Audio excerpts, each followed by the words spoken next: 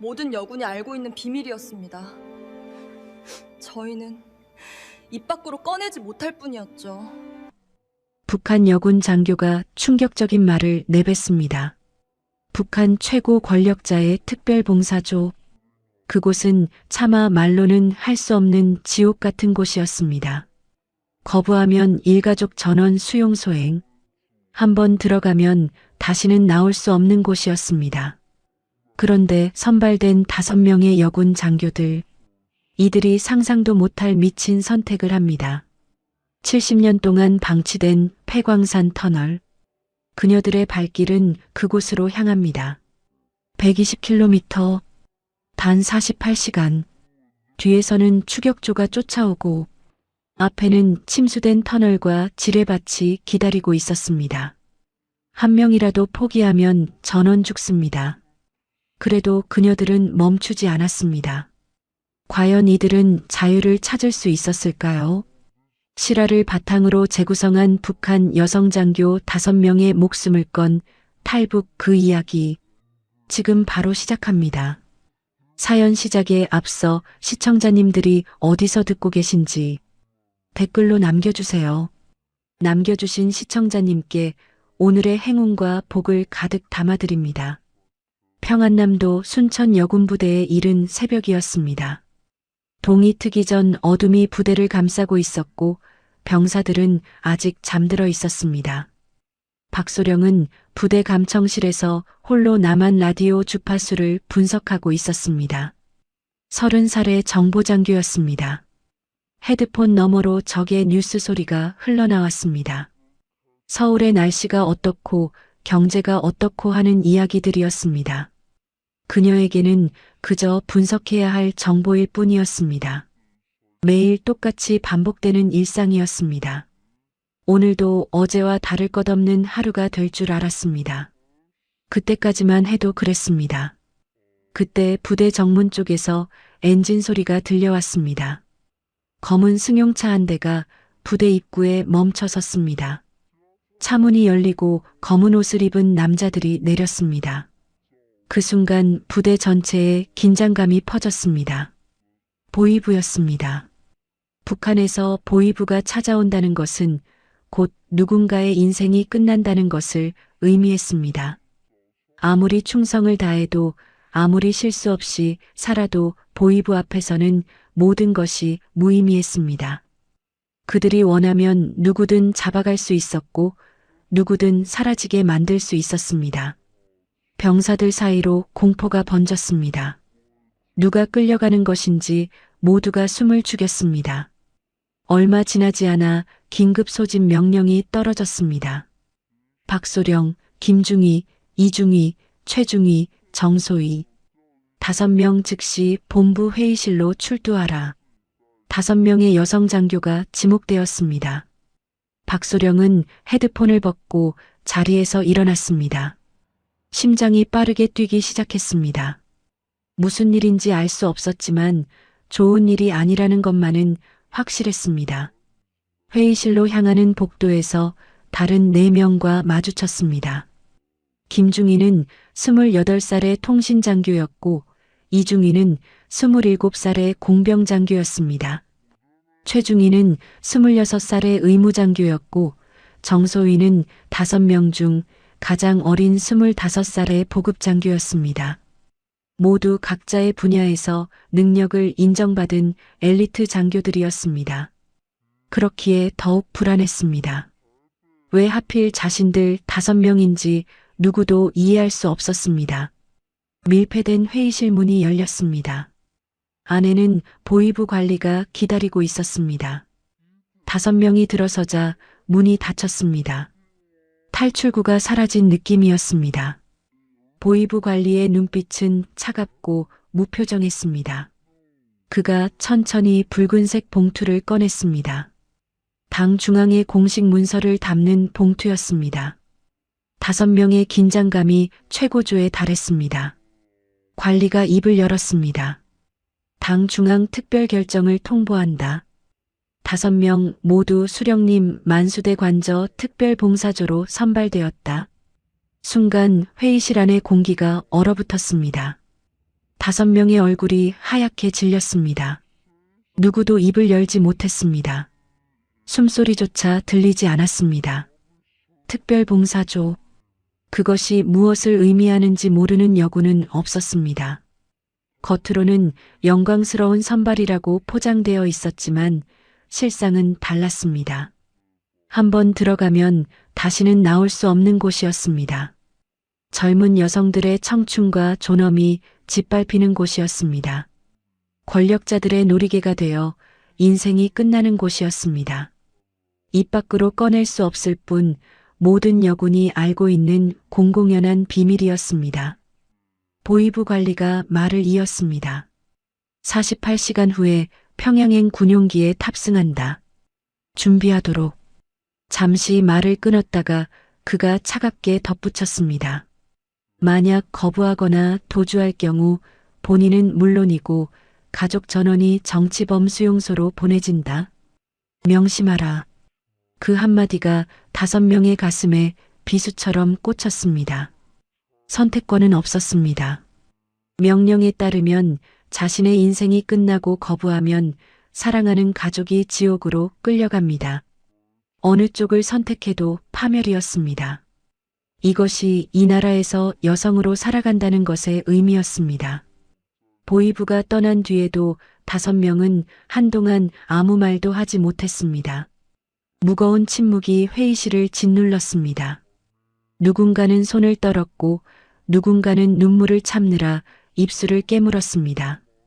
절망이 공기처럼 그녀들을 감싸고 있었습니다.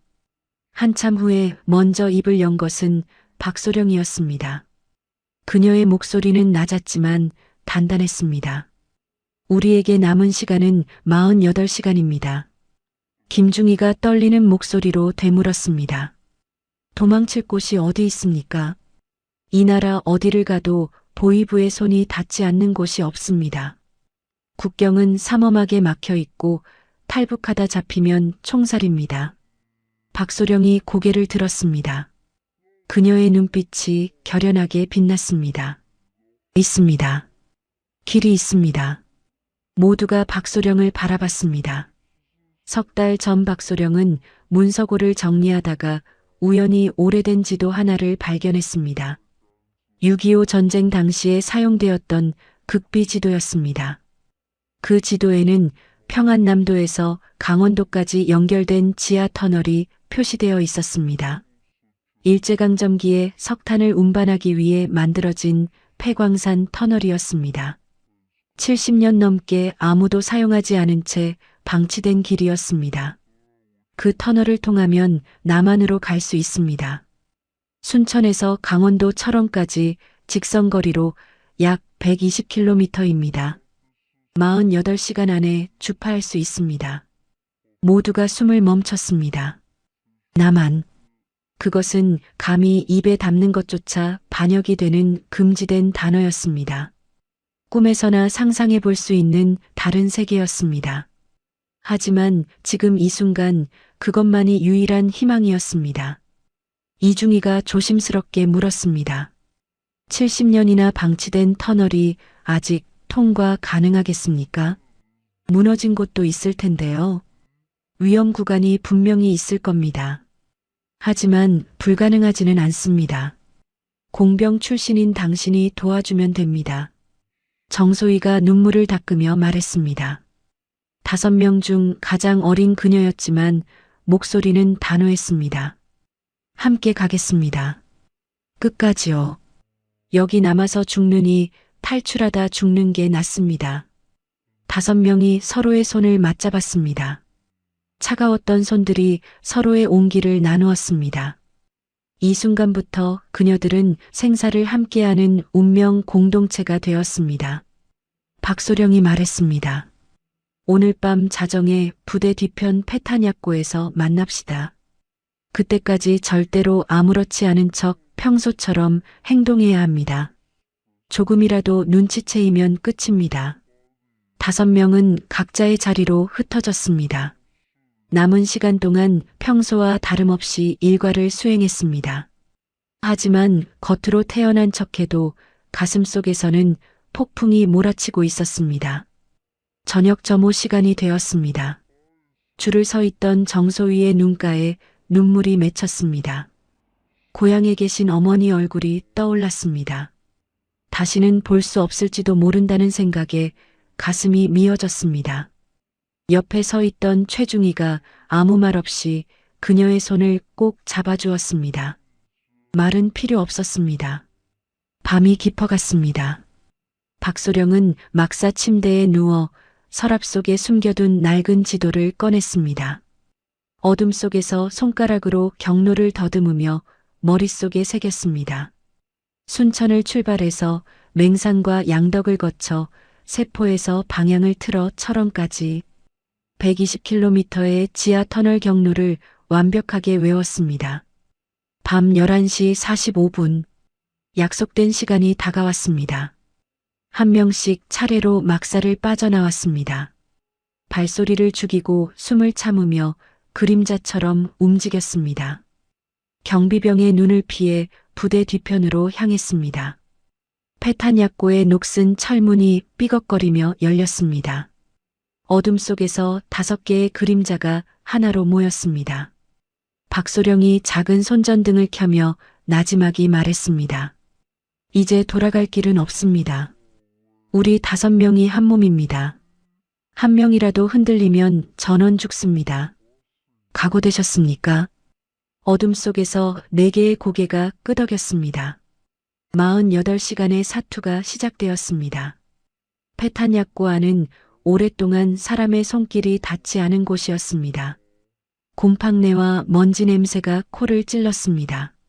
녹슨 탄약 상자들이 어둠 속에 쌓여 있었고 거미줄이 천장을 뒤덮고 있었습니다. 박소령이 손전등을 바닥에 놓고 배낭에서 접힌 종이를 꺼냈습니다. 70년 된 낡은 지도였습니다. 누렇게 바랜 종이 위에 붉은색 선이 길게 그어져 있었습니다. 일제강점기에 석탄을 운반하기 위해 만들어진 지하 터널 경로였습니다. 5명이 지도 주위로 모여들었습니다. 박소령이 손가락으로 경로를 짚으며 설명을 시작했습니다. 여기가 지금 우리가 있는 순천입니다. 여기서 출발해서 이 터널을 따라가면 강원도 철원까지 연결됩니다. 총 거리는 약 120km입니다. 48시간 안에 주파해야 합니다. 김중희가 지도를 들여다보며 물었습니다. 하루에 60km씩 걸어야 한다는 건데 가능하겠습니까? 그것도 지하 터널에서요. 쉽지 않을 겁니다. 하지만 해내야 합니다. 48시간이 지나면 우리가 사라진 걸 알게 됩니다. 그때부터 전국에 수배령이 내려집니다. 그 전에 남한 땅을 밟아야 합니다. 이중희가 공병장교답게 지도를 꼼꼼히 분석했습니다. 그녀의 표정이 점점 굳어졌습니다. 터널 중간에 위험 구간이 여러 곳 있습니다. 여기 이 지점은 지반이 약해서 낙반 위험이 있고요. 이쪽 2 구간은 지하수가 스며들어서 침수 가능성이 있습니다. 통과가 불가능합니까? 아닙니다. 우회로가 있습니다. 다만 시간이 더 걸릴 수 있습니다. 그리고 조심해서 통과해야 합니다. 최중희가 현실적인 문제를 제기했습니다. 의무장교로서 5명의 체력 상태를 누구보다 잘 알고 있었습니다. 120km 강행군이라니요. 솔직히 말해서 우리 체력으로 48시간 안에 가능할지 모르겠습니다. 군사훈련을 받은 남자 병사들도 힘든 거리입니다. 박소령이 모두를 둘러보며 말했습니다. 그녀의 눈빛은 흔들림이 없었습니다. 불가능을 가능으로 만들어야 합니다. 여기 남으면 우리는 죽습니다. 특별봉사조에 끌려가면 인생이 끝나는 겁니다. 하지만 터널을 통과하면 살 수 있습니다. 힘들어도 가야 합니다. 다른 선택지가 없습니다. 무거운 침묵이 흘렀습니다. 모두가 현실의 무게를 느끼고 있었습니다. 그때 정소희가 눈물을 닦으며 입을 열었습니다. 5명 중 가장 어렸지만 목소리에는 단단한 결의가 담겨 있었습니다. 함께 가겠습니다. 끝까지요. 죽더라도 자유를 향해 가다 죽겠습니다. 그 한마디에 모두의 눈빛이 바뀌었습니다. 두려움 대신 결의가 차올랐습니다. 5명이 서로의 손을 맞잡았습니다. 박소령이 고개를 끄덕이며 말했습니다. 그럼 역할을 분담합시다. 각자의 전문 분야를 살려야 합니다. 그녀가 먼저 자신의 역할을 말했습니다. 저는 전체 지휘와 경로 안내를 맡겠습니다. 지도를 외웠으니 어둠 속에서도 길을 찾을 수 있습니다. 김중희를 바라보았습니다. 김중희는 무전 교란과 추적 방지를 담당해 주십시오. 통신장교니까 적의 무전을 감청하고 우리 위치가 노출되지 않도록 해야 합니다. 김중희가 고개를 끄덕였습니다. 알겠습니다. 소형방에 전파 장치를 만들 수 있습니다. 추격조가 오더라도 무전을 교란시킬 수 있습니다. 박소령이 이중희를 보았습니다.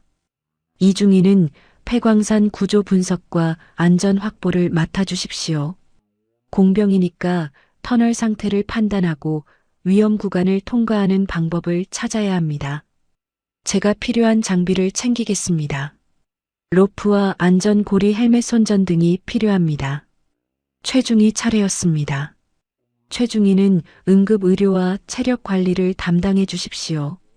의무장교니까 부상자가 생기면 치료하고 모두의 컨디션을 관리해야 합니다. 48시간 동안 버틸 수 있는 의료품을 챙기겠습니다. 진통제와 소독약 붕대 링거까지 준비하겠습니다. 마지막으로 정소희를 바라보았습니다. 정소희는 식량과 물자 확보를 맡아주십시오. 보급장교니까 우리가 먹고 버틸 수 있는 것들을 준비해야 합니다. 5명이 이틀 동안 버틸 식량을 챙기겠습니다. 압축 건빵과 초코바 정수 정제를 구할 수 있습니다. 역할 분담이 끝났습니다. 박소령이 시계를 확인했습니다. 새벽 1시가 넘어 있었습니다. 지금부터 타임라인을 정합니다. 그녀가 바닥에 손가락으로 숫자를 썼습니다. 오늘 낮 동안 각자 맡은 물자를 확보합니다. 절대로 들키면 안 됩니다. 평소처럼 행동하면서 틈틈이 준비하십시오.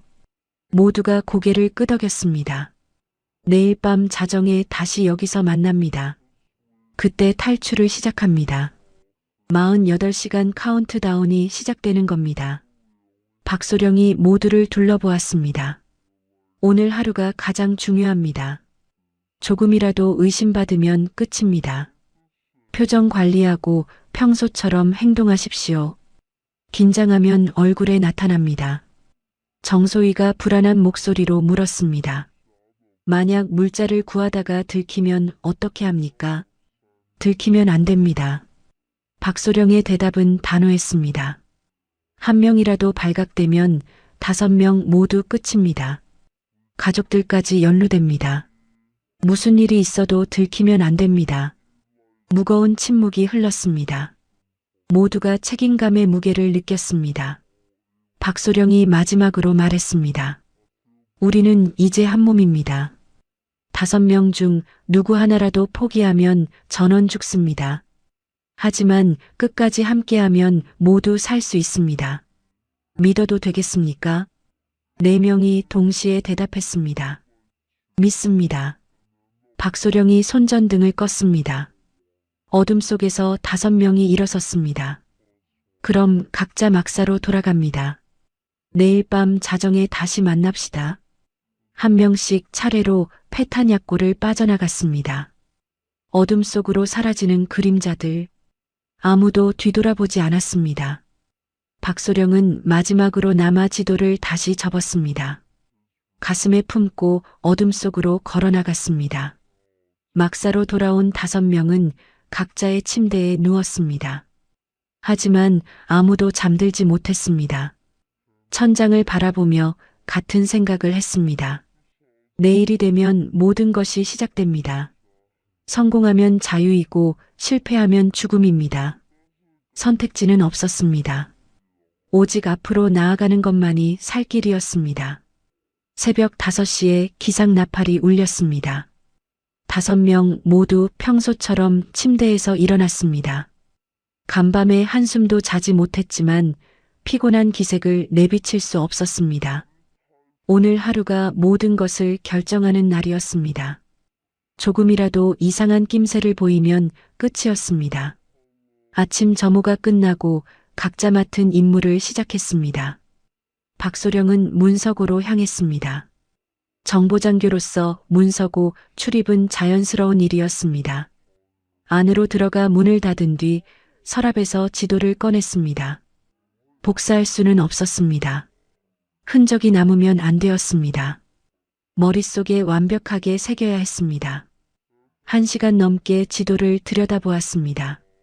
순천에서 출발해 맹산을 지나고 양덕을 거쳐 세포에서 방향을 틀어 철원까지 120km의 경로를 눈을 감아도 그릴 수 있을 때까지 반복해서 외웠습니다.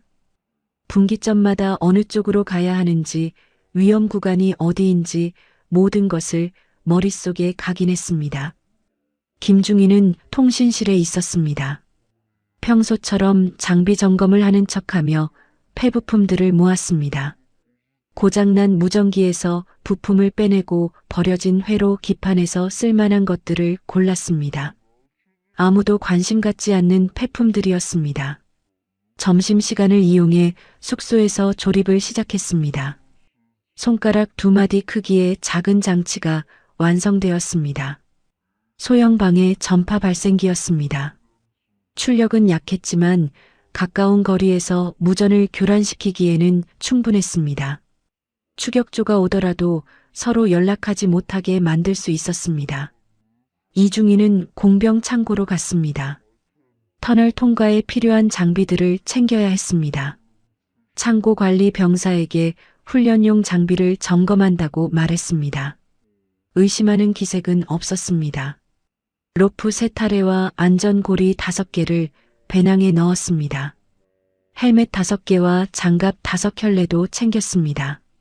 손전등은 여분까지 포함해 8개를 준비했습니다. 건전지도 넉넉하게 가져갔습니다. 어둠 속에서 빛이 없으면 한 발자국도 나아갈 수 없었습니다. 최중희는 의무실에서 근무했습니다. 의무장교로서 약품 관리는 그녀의 업무였습니다. 재고 조사를 핑계로 필요한 것들을 챙겼습니다.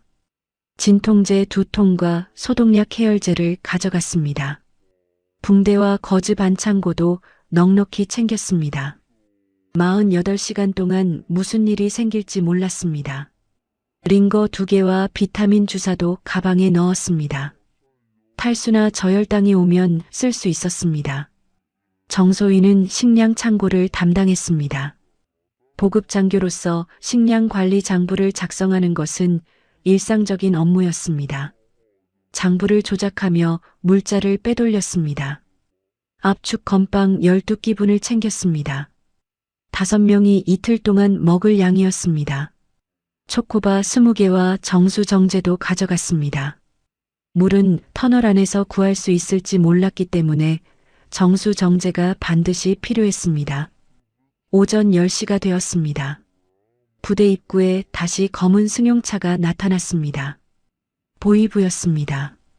5명의 심장이 철렁 내려앉았습니다. 설마 들킨 것인가? 손에 땀이 났습니다. 보이부 관리가 부대장실로 들어갔습니다. 얼마 후 5명에게 다시 소집 명령이 내려졌습니다. 회의실로 들어가는 발걸음이 무거웠습니다. 문이 열리고 보이부 관리와 마주했습니다. 그의 눈빛은 여전히 차가웠습니다. 48시간 후 평양행 일정을 다시 확인하러 왔다. 준비는 잘 되고 있는가? 5명이 동시에 대답했습니다. 예. 영광스럽게 준비하고 있습니다. 목소리가 떨리지 않도록 애썼습니다. 표정 관리에 온 신경을 집중했습니다. 보이부 관리가 한 명씩 훑어보았습니다. 마치 거짓말을 찾아내려는 듯한 시선이었습니다. 심장이 터질 것 같았습니다. 하지만 아무도 흔들리지 않았습니다. 좋다. 내일 저녁까지 짐을 꾸려놓아라. 보이부가 떠났습니다. 5명은 회의실에서 나와 각자 자리로 돌아갔습니다. 지나치며 눈빛을 교환했습니다. 아무 말도 하지 않았지만 서로의 마음을 알 수 있었습니다. 점심시간에 5명은 화장실에서 짧게 만났습니다. 준비 완료. 속삭이듯 말하고 고개를 끄덕이는 것으로 확인을 마쳤습니다. 말은 필요 없었습니다. 오후 3시가 되었습니다. 박소령은 부대 외곽을 정찰했습니다. 산책을 하는 척하며 폐광산 입구까지의 경로를 확인했습니다. 부대에서 폐광산 입구까지는 약 5km였습니다. 도보로 1시간 거리였습니다. 중간에 검문소가 2곳 있었습니다. 위치와 경비병력 교대 시간을 파악했습니다. 첫 번째 검문소는 야간에 2명이 교대로 근무했습니다. 두 번째 검문소는 우회 도로로 피할 수 있었습니다. 저녁 6시에 식당에서 5명이 마주 앉았습니다. 마지막 만찬이었습니다.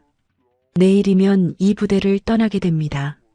성공하면 다시는 돌아오지 않을 것이고 실패하면 살아서 돌아오지 못할 것입니다. 국밥 한 그릇과 김치 몇 조각.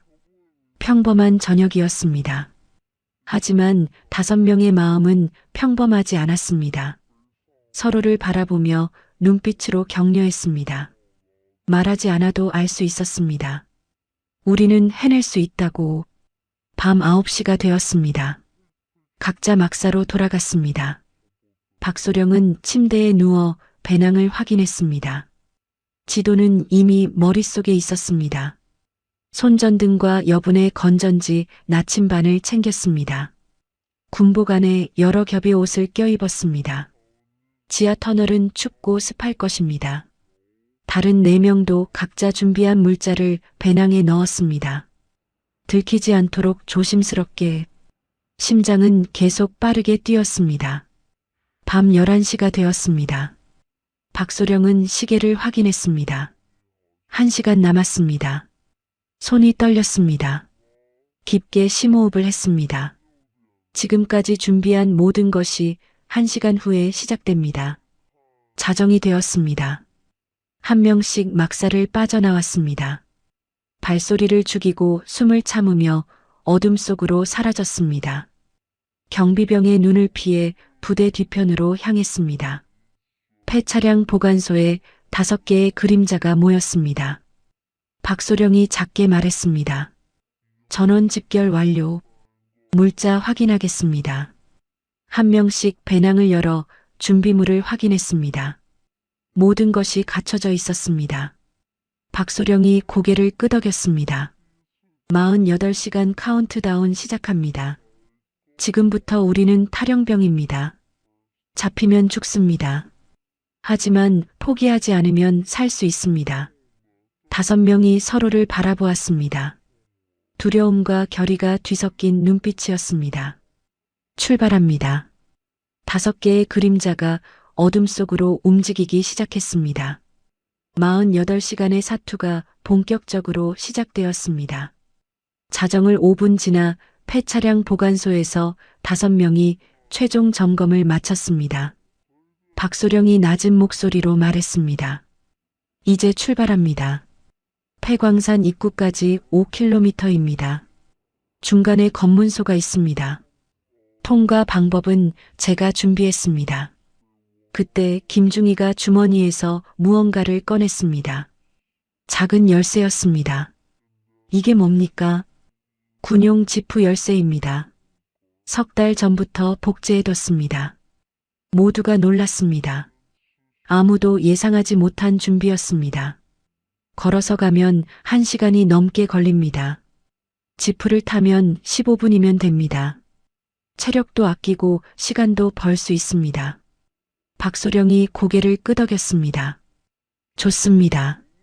지프로 이동합니다. 5명이 조용히 차량 보관소 안쪽으로 이동했습니다. 어둠 속에서 군용 지프가 보였습니다. 김중희가 열쇠로 문을 열었습니다. 이중희가 운전석에 앉았습니다. 시동을 걸려는 순간 정소희가 말했습니다. 잠깐요. 소음기를 개조해뒀습니다. 뭐라고요? 아버지가 정비사셨어요. 어릴 때부터 옆에서 보고 배웠습니다.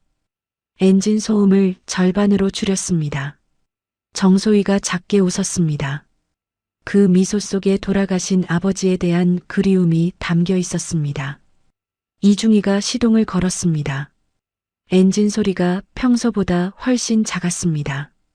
정소희의 말대로였습니다. 지프가 천천히 움직이기 시작했습니다. 전조등을 끄고 달빛에만 의지해서 부대 후문 쪽으로 향했습니다. 후문에는 경비병이 있었습니다. 하지만 박소령은 이미 교대 시간을 파악해 두었습니다. 자정에서 자정 10분 사이에 5분간의 공백이 있었습니다. 교대하는 동안 잠깐 자리를 비우는 시간이었습니다. 지프가 후문에 도착했습니다. 경비 초소에 불이 꺼져 있었습니다. 지금이었습니다. 이중희가 엑셀을 밟았습니다. 지프가 소리 없이 후문을 빠져나갔습니다. 성공이었습니다. 첫 번째 관문을 통과했습니다. 비포장 도로로 진입했습니다. 달빛 아래 길이 희미하게 보였습니다. 이중희가 조심스럽게 운전했습니다. 한쪽은 낭떠러지였고 한쪽은 산비탈이었습니다. 10분쯤 달렸을 때 첫 번째 검문소가 나타났습니다. 멈춰요. 박소령이 말했습니다. 검문소에 불빛이 보였습니다. 경비병 2명이 서 있었습니다. 피할 수 없었습니다. 정면 돌파해야 했습니다. 김중희, 위조 명령서 준비됐습니까? 예, 여기 있습니다. 김중희가 서류 봉투를 꺼냈습니다. 긴급 군수물자 이송 명령서였습니다. 부대장 직인까지 위조되어 있었습니다. 제가 말하겠습니다. 아무도 당황하지 마십시오. 박소령이 창문을 내렸습니다. 지프가 검문소 앞에 멈췄습니다. 경비병이 다가왔습니다. 손전등으로 차 안을 비췄습니다. 야간에 어디를 가는 겁니까? 신분증과 이동 명령서를 제시하십시오. 박소령이 차가운 표정으로 서류를 내밀었습니다. 긴급 군수물자 이송 임무입니다. 당 중앙 직속 명령입니다. 경비병이 서류를 받아들었습니다. 손전등으로 꼼꼼히 확인했습니다. 시간이 느리게 흘렀습니다. 5명 모두 숨을 죽였습니다. 경비병이 고개를 들었습니다. 뒤쪽 짐칸을 확인하겠습니다. 심장이 철렁 내려앉았습니다. 짐칸에는 탈출 장비가 가득했습니다. 확인당하면 끝이었습니다. 그때 정소희가 앞으로 몸을 기울였습니다. 날카로운 목소리가 나왔습니다. 동무, 지금 당 중앙 직속 기밀 물자라고 했습니다. 함부로 확인했다가 무슨 일이 생기면 동무가 책임질 겁니까? 경비병의 얼굴이 굳었습니다. 당 중앙이라는 말에 움찔했습니다. 북한에서 당 중앙은 절대 권력이었습니다. 잘못 건드렸다가는 본인은 물론 가족까지 화를 입을 수 있었습니다. 경비병이 잠시 망설였습니다. 그리고 뒤로 물러섰습니다. 통과하십시오. 지프가 천천히 출발했습니다. 검문소를 지나 100m쯤 갔을 때 모두가 안도의 한숨을 내쉬었습니다.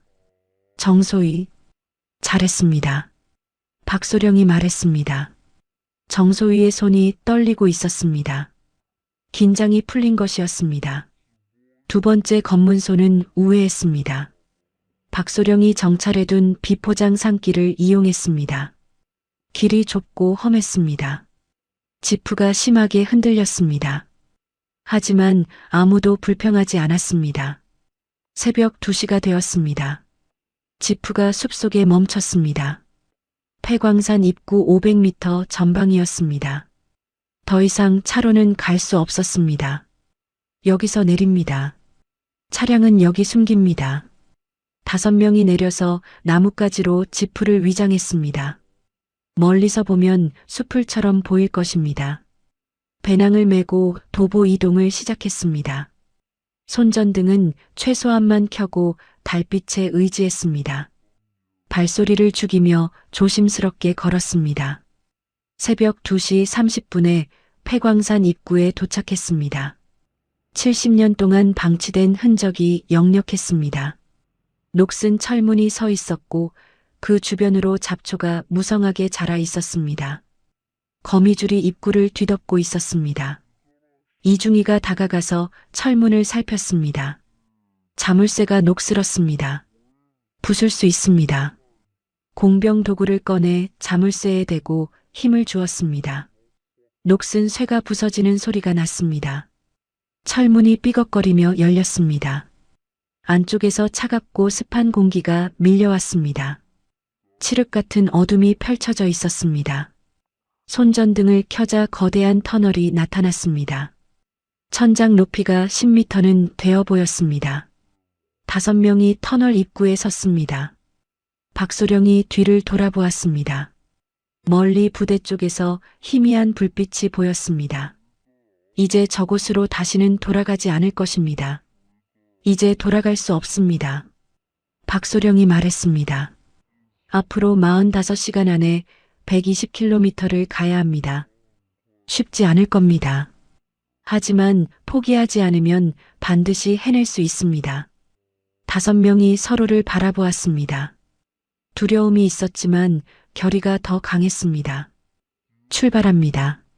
한 줄로 서서 터널 안으로 들어갔습니다. 박소령이 맨 앞에서 길을 안내했습니다. 이중이가 맨 뒤에서 안전을 살폈습니다. 손전등 불빛이 어둠을 갈랐습니다. 5개의 그림자가 지하 세계로 사라져갔습니다. 지상에서의 삶은 끝났습니다. 이제 자유를 향한 여정만이 남았습니다. 터널 안으로 들어서자 세상이 완전히 달라졌습니다. 지상의 달빛도 별빛도 없었습니다. 오직 손전등 불빛만이 유일한 빛이었습니다. 칠흑 같은 어둠이 사방을 감싸고 있었습니다.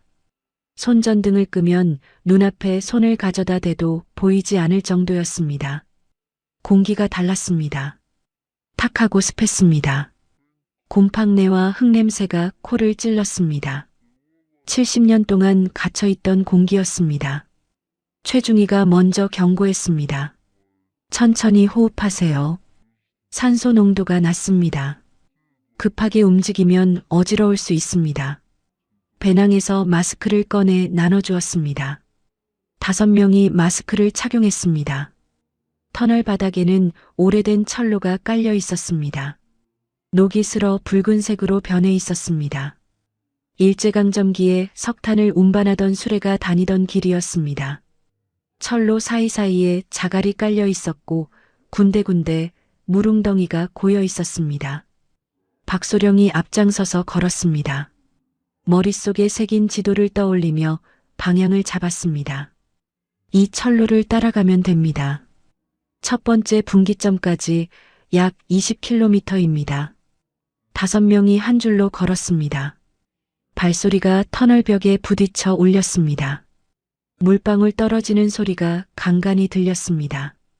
그 외에는 아무 소리도 없었습니다. 세상에서 완전히 단절된 느낌이었습니다. 1시간이 지났습니다. 첫 번째 분기점에 도착했습니다. 터널이 2갈래로 나뉘어 있었습니다. 왼쪽과 오른쪽 어느 쪽으로 가야 하는지 표지판 같은 것은 없었습니다. 박소령이 잠시 멈춰서서 생각했습니다. 머릿속으로 지도를 그렸습니다. 왼쪽입니다. 망설임 없이 왼쪽 터널로 들어섰습니다. 다른 4명이 뒤를 따랐습니다. 박소령을 믿는 수밖에 없었습니다. 김중희가 무전기를 꺼내 주파수를 맞췄습니다. 잡음 사이로 북한군 통신이 들렸습니다. 외부 상황을 감청하겠습니다. 잠시 귀를 기울이던 김중희가 말했습니다. 아직 타령이 발각되지 않았습니다. 오전 점호 전까지 약 5시간 남았습니다. 5시간. 그 안에 최대한 멀리 가야 했습니다. 발각되면 추격이 시작될 것입니다. 2시간이 더 지났습니다. 20km 지점을 통과했습니다.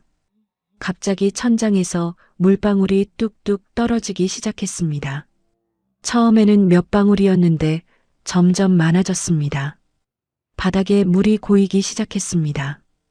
이중이가 앞으로 나와 터널 상태를 살폈습니다. 침수 구간에 접근하고 있습니다. 지도에 표시된 위험 구간입니다. 50m쯤 앞에 물웅덩이가 보였습니다. 손전등으로 비춰보니 물이 허리 높이까지 차 있었습니다. 폭은 약 30m 정도였습니다. 정소희의 얼굴이 하얗게 질렸습니다. 저 물을 건너야 합니까? 우회로가 없습니다. 건너야 합니다. 이중이가 대답했습니다. 정소희가 뒤로 물러섰습니다. 목소리가 떨렸습니다. 저는 수영을 못합니다. 물이 무서워요. 어린 시절 물에 빠질 뻔한 적이 있었습니다. 그 이후로 깊은 물을 보면 공포가 밀려왔습니다. 박소령이 정소희에게 다가갔습니다. 그녀의 손을 잡았습니다. 제가 앞에서 갈게요. 손을 꼭 잡고 따라오세요. 절대 놓지 않을게요. 정소희가 고개를 끄덕였습니다. 눈가에 눈물이 맺혀 있었습니다. 박소령이 먼저 물속으로 들어갔습니다. 차가웠습니다. 뼛속까지 스며드는 냉기였습니다. 이를 악물고 앞으로 나아갔습니다. 한 명씩 들어오세요. 손을 잡고 일렬로. 김중희가 두 번째로 들어왔습니다. 그 뒤로 이중희, 최중희가 따랐습니다. 마지막으로 정소희가 떨리는 다리로 물속에 발을 담갔습니다. 차가운 물이 허리까지 찼습니다. 정소희가 비명을 삼켰습니다. 앞사람의 손을 꽉 잡았습니다. 천천히, 한 발짝씩. 박소령의 목소리가 어둠 속에서 들렸습니다. 물속에는 흐름이 있었습니다. 발이 미끄러웠습니다. 한 발 한 발 조심스럽게 내디뎠습니다. 배낭이 물에 젖어 무거워졌습니다. 최중희가 말했습니다. 체온 저하 주의하세요. 오래 있으면 저체온증이 올 수 있습니다. 10분이 지났습니다. 영원처럼 느껴지는 시간이었습니다. 드디어 건너편에 도착했습니다. 한 명씩 물 밖으로 나왔습니다. 전원 몸이 떨리고 있었습니다. 젖은 옷에서 물이 뚝뚝 떨어졌습니다. 잠깐 쉬면서 옷을 짜겠습니다. 박소령이 말했습니다.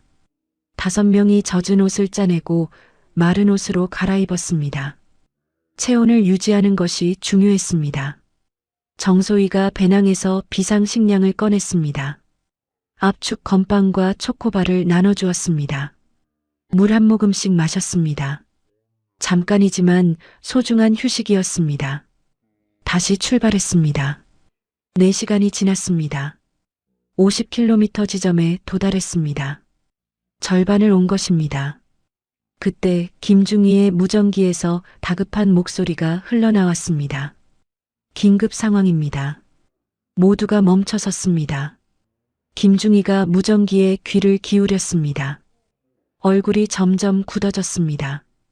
타령이 발각됐습니다. 심장이 멈추는 것 같았습니다. 오전 점호에서 5명이 없는 것을 확인했습니다. 지금 부대 전체가 뒤집어졌습니다. 김중희가 계속 보고했습니다. 비상수배령이 발령됐습니다. 여군 장교 5명 긴급 체포 명령입니다. 전국 검문소 봉쇄 지시가 내려졌습니다. 이중희가 물었습니다. 폐광산은요? 여기를 알고 있습니까? 아직은 모르는 것 같습니다. 하지만 시간 문제입니다. 수색 범위를 넓히면 결국 찾아낼 겁니다. 박소령이 이를 악물었습니다. 예상보다 빨리 발각됐습니다. 이제 진짜 쫓기는 신세가 됐습니다. 휴식은 끝입니다. 박소령이 단호하게 말했습니다. 지금부터 강행군합니다. 추격조가 오기 전에 최대한 거리를 벌려야 합니다. 70km가 남았습니다. 5명이 다시 일어섰습니다. 지친 몸을 이끌고 어둠 속으로 걸어 들어갔습니다. 이제 진짜 사투가 시작됐습니다. 뒤에서는 추격조가 쫓아오고 앞에서는 미지의 위험이 기다리고 있었습니다. 하지만 멈출 수 없었습니다. 살기 위해서는 계속 앞으로 나아가야 했습니다. 타령이 발각된 후 5명은 쉬지 않고 걸었습니다. 터널 안은 여전히 칠흑 같은 어둠이었습니다. 손전등 불빛만이 앞길을 비췄습니다. 발소리와 거친 숨소리가 터널 벽에 부딪혀 울렸습니다. 6시간이 지났습니다. 70km 지점이었습니다. 5명 모두 극도의 피로에 시달리고 있었습니다. 다리가 후들거렸고 발에는 물집이 잡혔습니다. 젖은 군화 안에서 발이 쓸려 피가 났습니다. 하지만 아무도 불평하지 않았습니다. 멈추면 죽는다는 것을 알고 있었습니다. 그때 정소희가 갑자기 비명을 지르며 쓰러졌습니다. 정소희. 박소령이 달려갔습니다. 정소희가 바닥에 주저앉아 발목을 잡고 있었습니다. 발목을 삐었습니다. 돌에 걸려서 최중희가 즉시 무릎을 꿇고 발목을 살폈습니다. 만지자 정소희가 비명을 삼켰습니다. 인대가 늘어난 것 같습니다. 부어오르고 있어요. 배낭에서 붕대와 진통제를 꺼냈습니다. 발목을 단단히 감고 진통제를 먹였습니다. 걸을 수 있겠습니까? 박소령이 물었습니다. 정소희가 이를 악물고 일어서려 했습니다. 하지만 발목에 힘을 주자 다리가 풀렸습니다. 다시 주저앉았습니다. 눈물이 흘렀습니다. 죄송합니다. 제가 짐이 되고 있습니다. 저 때문에 다들 위험해지고 있어요. 정소희가 고개를 숙였습니다. 어깨가 떨리고 있었습니다. 저를 두고 가세요. 4명이라도 살아야 합니다. 박소령이 정소희 앞에 무릎을 꿇었습니다. 그녀의 얼굴을 두 손으로 감싸들었습니다. 무슨 소리입니까? 한 명도 포기하지 않는다고 했습니다. 우리는 5명이 함께 시작했고 5명이 함께 끝낼 겁니다. 김중희와 이중희가 다가왔습니다. 부축하면 됩니다. 4명이 교대로 부축하면 갈 수 있습니다. 이중희가 말했습니다. 정소희의 양쪽 팔을 김중희와 이중희가 잡았습니다. 일으켜 세웠습니다. 정소희가 한 발을 내딛었습니다. 고통스러웠지만 걸을 수 있었습니다. 갑니다. 박소령이 앞장섰습니다. 느려졌지만 계속 전진했습니다. 1시간이 더 지났습니다. 터널 상황이 악화되었습니다. 앞에 거대한 돌무더기가 길을 막고 있었습니다. 천장이 무너져 내린 낙반 구간이었습니다. 이중희가 앞으로 나가 상황을 살폈습니다. 손전등으로 이리저리 비춰보았습니다. 완전히 막힌 건 아닙니다. 돌무더기 틈새로 기어갈 수 있는 길이 있습니다. 하지만 좁습니다. 박소령이 물었습니다. 통과 가능합니까? 가능합니다. 다만 1명씩 기어서 가야 합니다. 배낭은 몸에서 떼고 끌고 가야 합니다. 5명이 돌무더기 앞에 섰습니다. 틈새는 정말 좁았습니다. 어른 1명이 겨우 기어갈 수 있는 정도였습니다. 이중희가 먼저 들어갔습니다. 납작하게 엎드려 팔꿈치로 밀며 앞으로 나아갔습니다. 5분쯤 지나 반대편에서 목소리가 들렸습니다. 통과했습니다.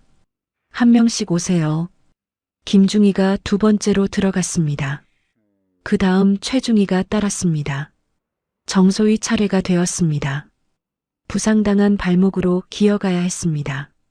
얼굴이 창백했습니다. 할 수 있습니다. 박소령이 말했습니다. 정소희가 이를 악물고 틈새로 들어갔습니다. 기어갈 때마다 발목에서 통증이 밀려왔습니다. 비명을 삼키며 조금씩 앞으로 나아갔습니다. 박소령이 뒤에서 정소희의 발을 밀어주었습니다. 조금만 더. 거의 다 왔습니다. 10분이 지났습니다. 정소희가 반대편으로 빠져나왔습니다. 손과 무릎이 찰과상 투성이었습니다. 군복이 찢어져 있었습니다. 마지막으로 박소령이 통과했습니다. 5명 전원이 낙반 구간을 넘었습니다. 최중희가 소독약으로 상처를 치료했습니다. 8시간이 경과했습니다. 80km 지점이었습니다. 정소희가 배낭을 열었습니다. 남은 식량을 확인했습니다. 식량이 얼마 안 남았습니다. 물도 바닥나고 있어요. 예상보다 빠른 소진이었습니다. 침수 구간을 건너면서 일부가 젖어 못 쓰게 된 것도 있었습니다. 그때 김중희가 무전기에서 손을 떼며 말했습니다. 나쁜 소식입니다. 모두가 김중희를 바라보았습니다. 북한군 추격조가 폐광산 입구에 진입했습니다. 우리를 뒤쫓고 있습니다. 심장이 얼어붙는 느낌이었습니다. 거리가 얼마나 됩니까? 약 6시간 뒤에 있습니다. 하지만 그들은 우리보다 빠릅니다. 건장한 남자 병사들이고 장비도 좋습니다. 박소령이 계산했습니다. 우리 속도가 시속 10km, 추격조는 시속 15km는 될 겁니다. 40km가 남았는데 이 속도면 따라잡힙니다. 절망이 밀려왔습니다. 이중희가 말했습니다. 정소희 부상에 우리도 지쳤습니다. 속도를 더 낼 수 없습니다. 침묵이 흘렀습니다. 모두가 막막한 표정이었습니다. 박소령의 눈빛이 바뀌었습니다. 무언가를 결심한 눈이었습니다. 우리 속도를 높일 수 없다면 그들의 속도를 늦춰야 합니다. 어떻게요? 터널 일부를 무너뜨립니다. 모두가 놀랐습니다. 이중희가 물었습니다. 폭약 없이 어떻게 무너뜨립니까? 아까 지나온 낙반 위험 구간이 있었습니다. 천장이 불안정한 곳이요. 거기에 인위적으로 충격을 주면 무너질 수 있지 않습니까? 이중희가 생각에 잠겼습니다. 공병으로서 구조를 분석했습니다. 가능합니다. 지지대 역할을 하는 바위 몇 개를 빼내면 연쇄적으로 무너질 겁니다. 하지만 위험합니다. 제가 가겠습니다. 이중희가 말했습니다. 안 됩니다. 혼자 가면 위험합니다. 박소령이 말렸습니다. 하지만 이중희는 단호했습니다. 공병은 저뿐입니다. 다른 사람이 하면 실패할 수 있습니다. 30분이면 다녀올 수 있습니다. 박소령이 이중희를 바라보았습니다. 그녀의 눈에 결의가 차 있었습니다. 반드시 돌아오십시오. 약속합니다. 이중희가 뒤로 돌아 어둠 속으로 뛰어갔습니다. 4명이 기다렸습니다. 시간이 느리게 흘렀습니다. 10분이 지나고 20분이 지났습니다. 멀리서 쿵 하는 소리가 들렸습니다. 땅이 미세하게 흔들렸습니다. 성공한 것입니다. 얼마 후 이중희가 뛰어왔습니다. 숨을 헐떡이고 있었습니다. 온몸이 먼지투성이었습니다. 해냈습니다. 터널이 막혔습니다. 추격조가 저 구간을 뚫으려면 최소 3시간은 걸릴 겁니다. 박소령이 이중희의 손을 잡았습니다. 고생했습니다. 한 줄기 희망이 보였습니다. 3시간을 벌었습니다. 하지만 아직 40km가 남아 있었습니다. 쉴 시간 없습니다. 바로 출발합니다. 5개의 그림자가 다시 어둠 속으로 움직이기 시작했습니다. 터널을 무너뜨린 후 5명은 다시 전진했습니다. 3시간을 벌었지만 마음을 놓을 수 없었습니다. 추격조는 반드시 무너진 구간을 뚫고 올 것입니다. 그 전에 최대한 멀리 가야 했습니다. 12시간이 경과했습니다. 100km 지점이었습니다. GOP까지 20km가 남았습니다. 거의 다 온 것입니다. 하지만 5명 모두 한계에 다다라 있었습니다. 정소희의 상태가 급격히 나빠졌습니다. 부상당한 발목뿐만 아니라 온몸에 힘이 빠져 있었습니다. 눈이 풀리고 말이 어눌해졌습니다. 정소희, 정신 차려요. 최중희가 정소희의 얼굴을 살폈습니다. 입술이 바짝 말라 있었고 피부가 창백했습니다. 탈수와 저혈당입니다. 오랫동안 제대로 먹지 못하고 계속 걸었으니까요. 배낭에서 마지막 링거를 꺼냈습니다. 정소희의 팔에 바늘을 꽂고 링거를 연결했습니다. 김중희가 링거백을 높이 들고 있었습니다. 1시간만 버티세요. 제발. 최중희가 정소희의 손을 잡았습니다. 정소희가 희미하게 고개를 끄덕였습니다. 잠시 휴식을 취했습니다. 정소희에게 링거가 들어가는 동안 다른 4명도 주저앉아 지친 몸을 쉬었습니다. 발이 부어올라 군화를 벗기도 힘들었습니다. 온몸이 땀과 먼지로 뒤범벅이 되어 있었습니다. 30분이 지났습니다. 정소희의 눈빛이 조금 돌아왔습니다. 일어날 수 있겠습니까? 박소령이 물었습니다. 정소희가 이를 악물고 일어섰습니다. 비틀거렸지만 서 있을 수 있었습니다. 다시 출발했습니다. 얼마 지나지 않아 터널 저 멀리에서 희미한 빛이 보였습니다. 손전등 불빛이 아니었습니다. 자연광이었습니다. 출구입니다. 이중희가 외쳤습니다. 희망이 보이는 순간이었습니다. 하지만 김중희의 표정이 굳어졌습니다. 무전기를 귀에 대고 있던 그녀가 말했습니다. 문제가 있습니다. 모두가 멈춰섰습니다. 북한군이 터널 출구 쪽에 병력을 배치했습니다. 20명이 경계 중입니다. 우리가 나오기를 기다리고 있어요. 심장이 철렁 내려앉았습니다. 출구가 막힌 것입니다. 정면 돌파는 불가능합니다. 5명이 20명을 상대할 수 없습니다. 이중희가 말했습니다. 모두가 절망에 빠졌습니다. 여기까지 와서 막히다니. 박소령이 눈을 감았습니다. 머릿속으로 지도를 떠올렸습니다. 터널 구조를 하나하나 되짚었습니다. 갑자기 눈을 떴습니다. 환기구가 있습니다. 뭐라고요? 출구 2km 전방에 환기구가 있었습니다. 지도에 표시되어 있었어요. 터널 공기를 순환시키기 위해 지상과 연결된 수직 통로입니다. 모두의 눈이 커졌습니다. 그 환기구로 나갈 수 있습니까? 높이가 약 10m입니다. 사다리가 있다면 올라갈 수 있을 겁니다. 한 줄기 희망이었습니다. 5명이 다시 움직이기 시작했습니다. 출구 쪽이 아니라 왼쪽 벽을 주시하며 걸었습니다. 1km쯤 갔을 때 천장에서 희미한 빛이 새어 들어오는 곳을 발견했습니다. 올려다보니 수직으로 뚫린 통로가 있었습니다. 환기구였습니다. 벽에 낡은 철제 사다리가 붙어 있었습니다. 70년 동안 방치된 사다리였습니다. 녹이 심하게 슬어 있었습니다. 이중희가 사다리를 살폈습니다. 녹이 많이 슬었지만 올라갈 수는 있을 것 같습니다. 제가 먼저 올라가서 확인하겠습니다. 사다리에 발을 올렸습니다. 삐걱거리는 소리가 났습니다. 조심스럽게 한 칸씩 올라갔습니다. 5분 후 위에서 이중희의 목소리가 들렸습니다.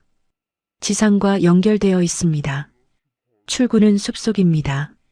주변에 적군은 보이지 않습니다. 박소령이 고개를 끄덕였습니다. 한 명씩 올라갑니다. 정소희부터. 정소희가 사다리 앞에 섰습니다. 부상당한 발목으로 10m를 올라가야 했습니다. 얼굴이 창백했지만 피하지 않았습니다. 할 수 있습니다. 사다리에 손을 잡고 올라가기 시작했습니다. 한 칸 올라갈 때마다 발목에서 통증이 밀려왔습니다. 이를 악물었습니다. 아래에서 박소령과 김중희가 밀어주었습니다. 중간쯤 올라갔을 때 사다리가 심하게 흔들렸습니다. 녹슨 볼트가 느슨해진 것입니다. 정소희가 비명을 삼켰습니다. 멈추지 마세요. 계속 올라가요. 박소령이 아래에서 외쳤습니다. 정소희가 다시 올라가기 시작했습니다. 마침내 위에서 이중희의 손이 내려왔습니다. 정소희를 끌어올렸습니다. 다음은 최중희, 그 다음은 김중희가 올라갔습니다. 박소령 차례가 되었습니다. 마지막이었습니다. 사다리에 발을 올렸습니다. 이미 4명이 올라가면서 사다리가 더 약해져 있었습니다. 중간쯤 올라갔을 때였습니다. 발판이 부러졌습니다. 박소령의 몸이 허공에 떴습니다. 한 손으로 간신히 사다리를 잡았습니다. 다리가 허공에서 흔들렸습니다. 박소령님, 위에서 4명이 비명을 질렀습니다. 손 내려요. 잡아요. 4개의 손이 아래로 내려왔습니다. 박소령이 남은 힘을 다해 손을 뻗었습니다. 손가락이 닿았습니다. 잡았어요. 놓지 마세요. 4명이 온 힘을 다해 끌어올렸습니다. 팔이 터질 것 같았습니다. 하지만 아무도 손을 놓지 않았습니다. 박소령의 몸이 조금씩 올라왔습니다. 마침내 환기구 밖으로 빠져나왔습니다. 5명 전원이 지상에 나왔습니다. 밤하늘이 펼쳐져 있었습니다. 별이 가득했습니다. 48시간 만에 보는 하늘이었습니다. 차갑고 탁한 터널 공기가 아닌 신선한 바람이 불어왔습니다. 5명이 땅에 주저앉았습니다. 아무 말도 하지 못했습니다. 그저 하늘을 올려다보며 숨을 몰아쉬었습니다. 잠시 후 박소령이 일어섰습니다. 주변을 살폈습니다. 여기가 어딥니까? 이중이가 나침반을 꺼내 방향을 확인했습니다. 강원도 철원 민통선 지역입니다. GOP가 약 8km 전방입니다. 거의 다 온 것입니다. 하지만 아직 안심할 수 없었습니다. 여기는 아직 북한 땅이었습니다. 그때 정소희가 무언가를 발견했습니다. 저거 뭐예요? 땅에 표지판이 꽂혀 있었습니다. 빨간 글씨로 쓰여 있었습니다. 지뢰 위험지역? 5명의 얼굴이 굳어졌습니다. 사방이 지뢰밭이었습니다. 한 발짝도 함부로 디딜 수 없었습니다. 박소령이 기억을 더듬었습니다. 지도에 지뢰 매설 지역이 표시되어 있었습니다. 하지만 지뢰가 없는 안전한 통로도 있었습니다. 제 뒤를 정확히 따라오세요. 제 발자국을 그대로 밟으세요. 절대 벗어나면 안 됩니다. 5명이 일렬로 섰습니다. 박소령이 맨 앞에서 천천히 걸었습니다. 한 발짝 한 발짝 신중하게. 심장이 터질 것 같았습니다.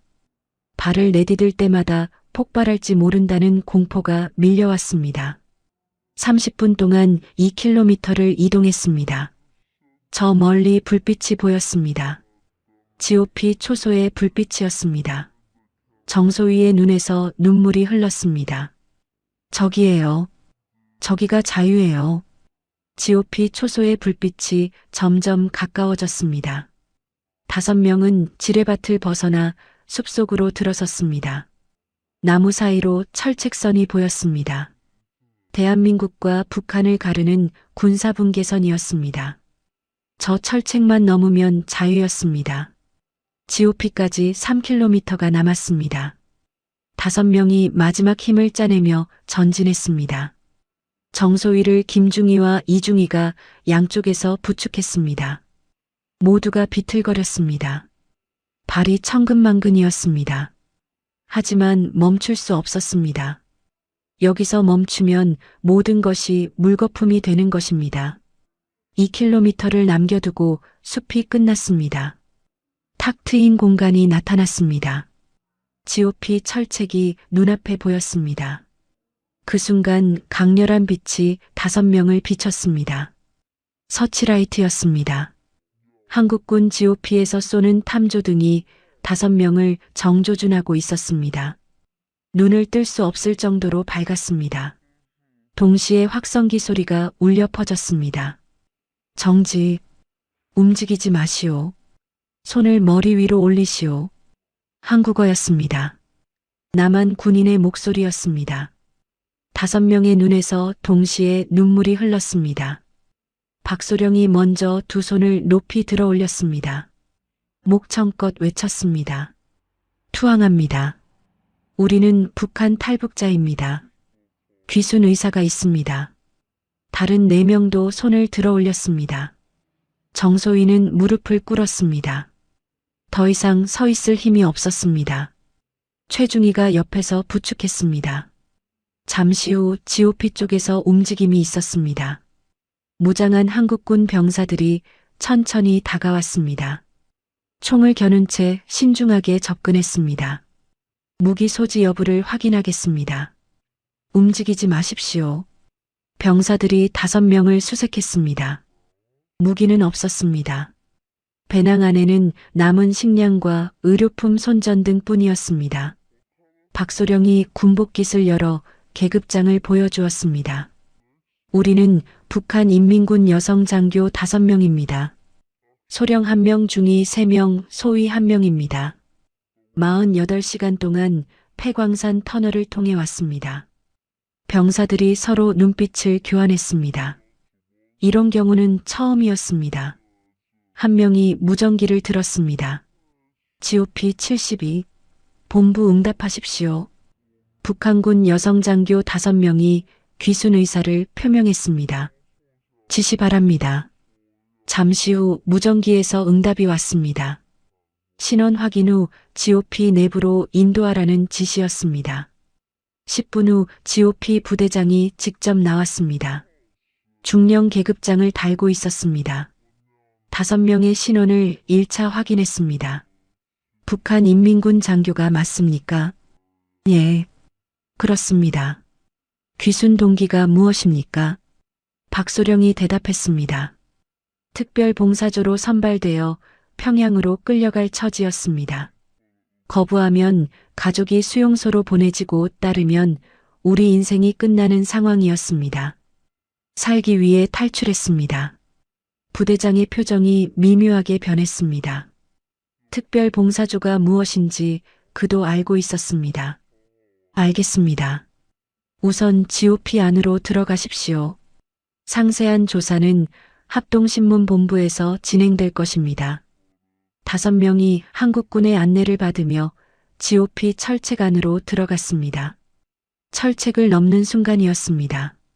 정소희가 갑자기 쓰러졌습니다. 의식을 잃은 것이었습니다. 48시간 동안 부상당한 몸으로 버텨온 것이 한계에 다다른 것입니다. 의무병 불러. 한국군 병사가 외쳤습니다. 곧바로 의무병이 달려왔습니다. 정소희를 들것에 실어 의무실로 옮겼습니다. 다른 4명도 GOP 내부 임시 숙소로 안내받았습니다. 처음 보는 광경이었습니다. 깨끗한 시설과 밝은 조명.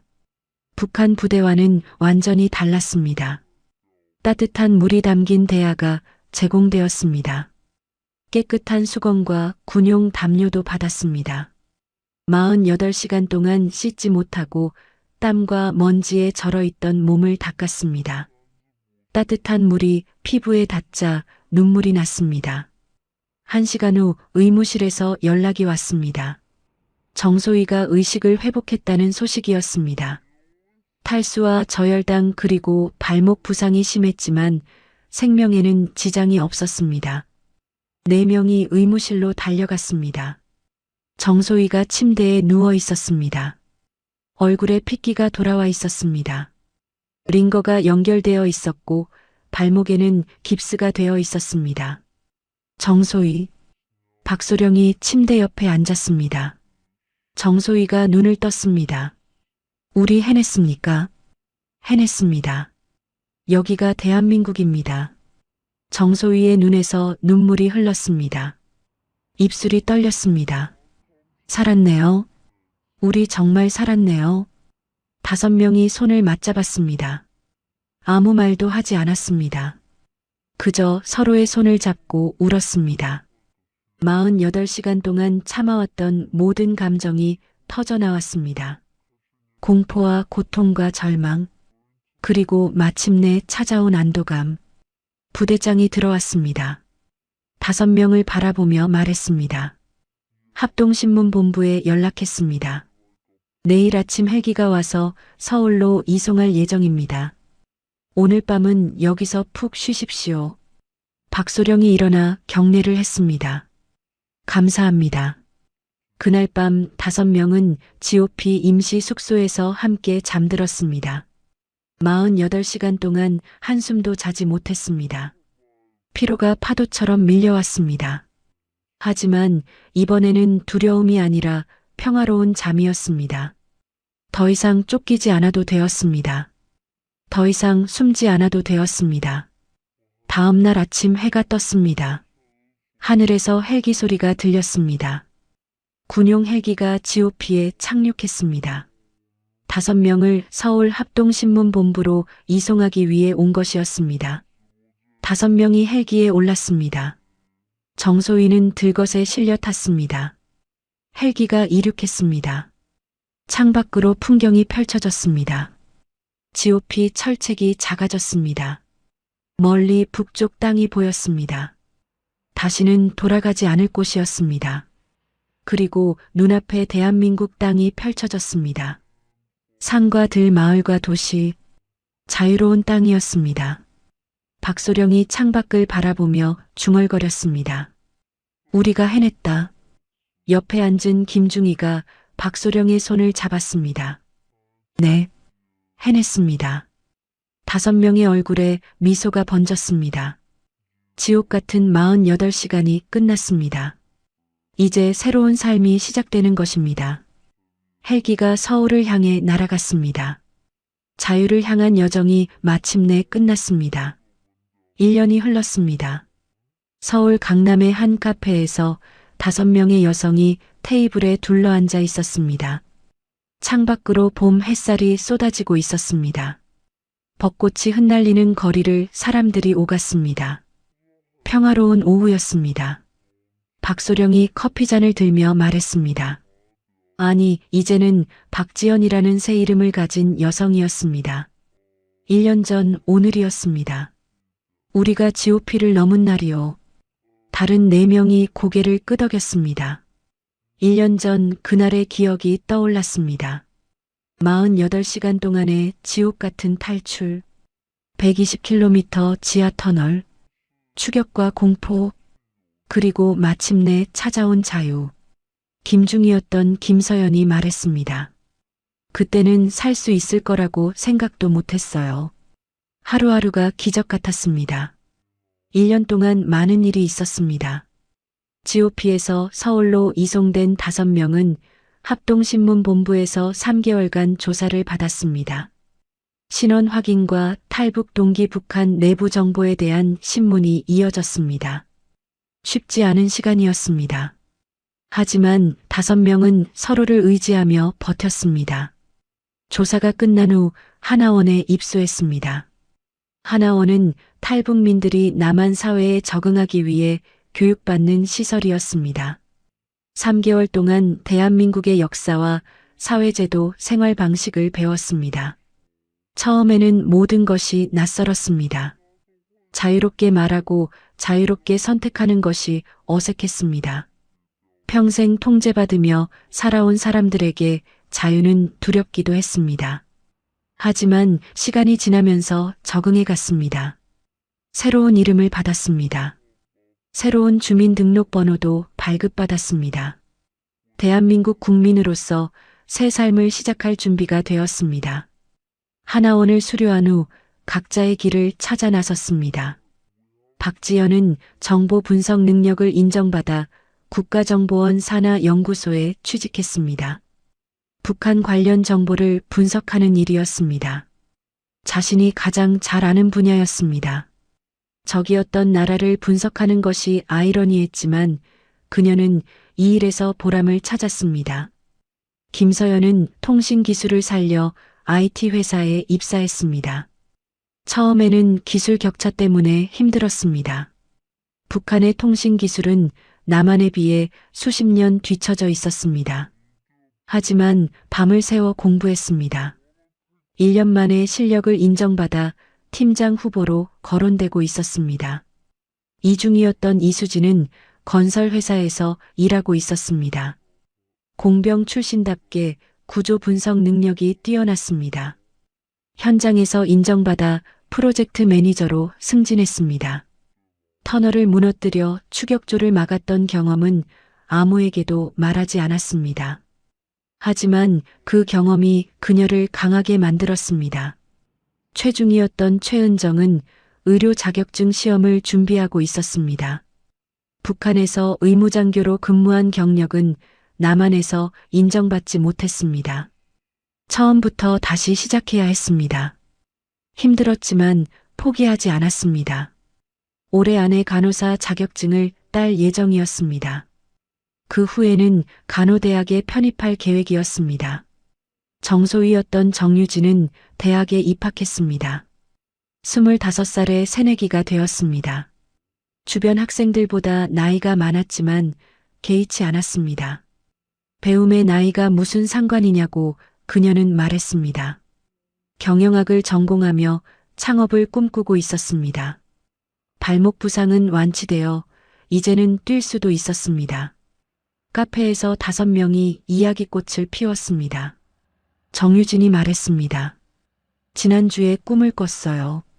터널 안을 걷는 꿈이었어요. 어둠 속에서 손전등 불빛만 보이고요.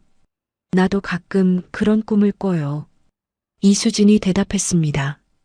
그때 기억이 아직도 생생해요. 평생 잊지 못할 것 같아요. 최은정이 고개를 끄덕였습니다.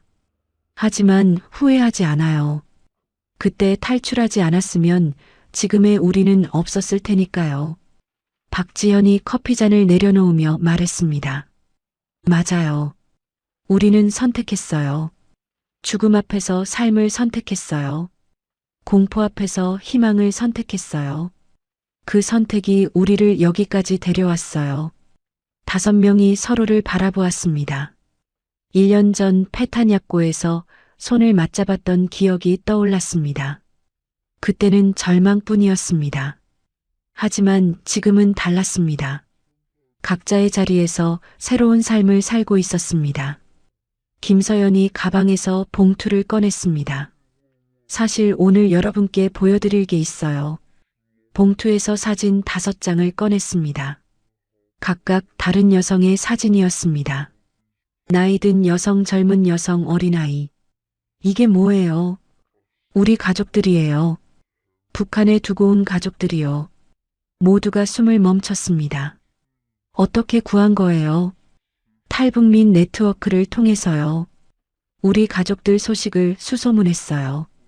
김서연의 눈에 눈물이 맺혔습니다. 우리 어머니 아직 살아계세요. 수용소에 끌려가지 않았대요.